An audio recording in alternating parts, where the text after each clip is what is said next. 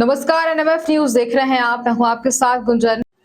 जिला सिवनी मध्य प्रदेश बरघाट विधानसभा क्षेत्र से संयुक्त क्रांति पार्टी के प्रत्याशी अनिल गोनगे से नेशनल मीडिया फाउंडेशन नई दिल्ली के प्रदेश सचिव हसन रजा शानू ने प्रत्याशी से चुनाव को लेकर चर्चा की। एनएमएफ न्यूज से जिला ब्यूरो मोहसिन रजा शानू की खास रिपोर्ट। अनिल सिंह जी, आप कौन सी विधानसभा से चुनाव लड़ रहे हैं? जी, मैं बरघाट विधानसभा 114 से, बरघाट ब्लॉक और कुरई ब्लॉक से मैं अनिल सिंह गोनगे संयुक्त क्रांति पार्टी से मुझे टिकट मिला है और मैं अधिकृत प्रत्याशी हूं। तो आप किस मुद्दों को लेकर चुनाव में खड़े हुए हैं?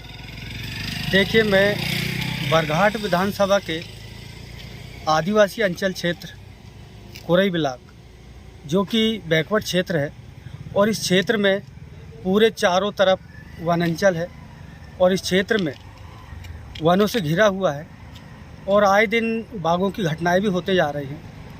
प्रायः यहाँ लगभग खेती 25% के लगभग होती है, क्योंकि यहाँ पर जंगली जानवर फसलों को नष्ट कर दी जाते हैं और जंगल के जो बाघ के द्वारा हमले हो रहे हैं, तो किसान भाई लोग भी बराबर खेती नहीं कर पा रहे हैं। और यहाँ पर जो पहले भी जो जितनी सरकारें आई, जो भी कांग्रेस हो या भाजपा, जो भी मुद्दे लेके आई, यहाँ के आदिवासियों के लिए लुभाने का काम किए। झूठ बोलकर इस क्षेत्र की जनता को लुभाया गया।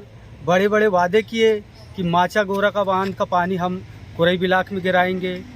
यहाँ पर इको विकास समिति बनाई गई, पैंच नेशनल पार्क बनाया गया, सड़क, नाली, रोड, और जो कुरई को आज ग्राम पंचायत बन के रह गया है, जबकि ये कुरई ब्लॉक है और सबसे बड़ा ब्लॉक 62 पंचायत है। इसके बाद भी यहाँ की ग्राम पंचायतों में आप जाके देखोगे तो किसी प्रकार से कोई भी नाली है, ना रोड है और ना ही सड़क है। तो देखने में आ रहा है कि यहाँ पर किसान भी बहुत परेशान है। पानी यहाँ पर है नहीं है, जंगल लगा हुआ है।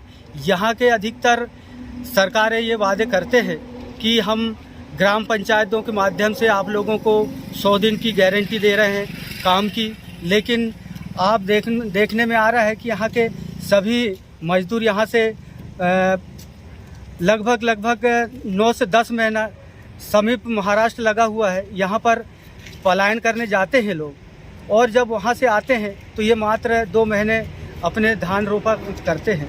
तो यहाँ की स्थिति ये है साहब कि लोगों के चेहरे का पानी उतर चुका है और यहाँ पर जो भाजपा कांग्रेस के अभी तक के विधायक रहे, सिर्फ भी झूठे वादे करके वोट लेते गए। और मैं सामान्य कुरई और बरघाट की जनता से मैं विनम्र अपील करता हूँ और हाथ जोड़ के कि ऐसे जो 10-10 साल विधायक और सांसद आपने बनाए, कांग्रेस से भी और बीजेपी से भी, लेकिन इनके किसी प्रकार से कोई भी यहाँ पर विकास नहीं हुआ है। और हम यहाँ पर निरंतर, मैं गोंडवाना समग्र क्रांति आंदोलन के एक छोटा सा सिपाही हूँ और मुझे संयुक्त क्रांति पार्टी से यह अधिकृत प्रत्याशी बनाया गया है। इसके बाद मैं इस निरंतर दौरे में हूँ और यहाँ की सर्वधर्म समाज की ओर से मैं चाहता हूँ कि एक बार 50 साल में कुरई का कोई विधायक नहीं बना, कुरई ब्लॉक का हमेशा बरघाट विधानसभा से ही राजनीति होती आई और वहाँ के ही विधायक बने हैं। लेकिन यहाँ की जनता समझ चुकी है कि कांग्रेस और भाजपा को छोड़ के और तीसरी शक्ति को हमें वोट करना है। ऐसी मैं भी इस सर्वधर्म समाज से निवेदन करता हूँ कि आप मुझे अच्छा और सच्चा विश्वास चाहते हैं तो एक बार मुझे तीसरे मोर्चे को आपको विश्वास करना पड़ेगा। और इस क्षेत्र में विकास चाहते हो और कुरई को नगर परिषद बनाना चाहते हो तो मैं कुरई की जनता को भी आह्वान करना चाहता हूं कि आप भी मेरे साथ में कंधे से कंधा मिलाकर और मुझे साथ दें और मुझे वोट करें। इसी आशा के साथ में इस क्षेत्र में कुरई में बहुत सारे मुद्दे हैं जिसका अनगिनत कहानियाँ हैं। नेशनल पार्क में जो बनाए गए हैं रिसोर्ट, इन रिसोर्टों में मैंने पहले भी दौरा किया है कि यहाँ की जो आदिवासी बच्चियाँ, नाबालिग बच्चियाँ के कईयों के यहाँ पर लापता होने की जानकारी हुई।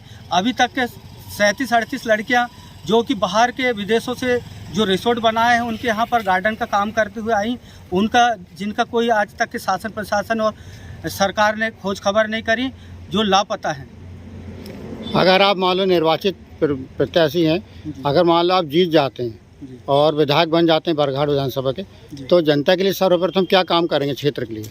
सर्वप्रथम तो मैं, यदि मुझे यहाँ की जनता यदि विश्वास करके मुझे विधायक बनाती है तो मैं सबसे पहले यहाँ पर, क्योंकि कोरई ब्लॉक एक वनांचल क्षेत्र है और इस क्षेत्र में जो वन ग्रामों में गांव लगे हैं, जंगलों से सटे हुए हैं, तो मैं यदि विधायक बनूंगा तो वो जंगलों से किनारे से जो टेंच है, नाले हैं, इनसे हम फेंसिंग 12 फीट की जो फेंसिंग लगवाई जाएगी और पहाड़ियों की जो पिचिंग रखी जाएगी, भले ही 50 करोड़ रुपए क्यों न लग जाए, लेकिन मैं इस ग्रामों के किनारे किनारे पूरी फेंसिंग लगाई जाएगी ताकि टाइगर भी और जंगली जानवर किसानों की खेती में ना आ सके और इनकी फसल नुकसान ना हो सके, और वन विभाग के भी जानवर सुरक्षित और हमारे भी मनुष्य और जानवर भी सुरक्षित रहेंगे, और जिससे यहाँ का आदमी सुरक्षित रहेगा, निडर रहेगा, भय नहीं रहेगा।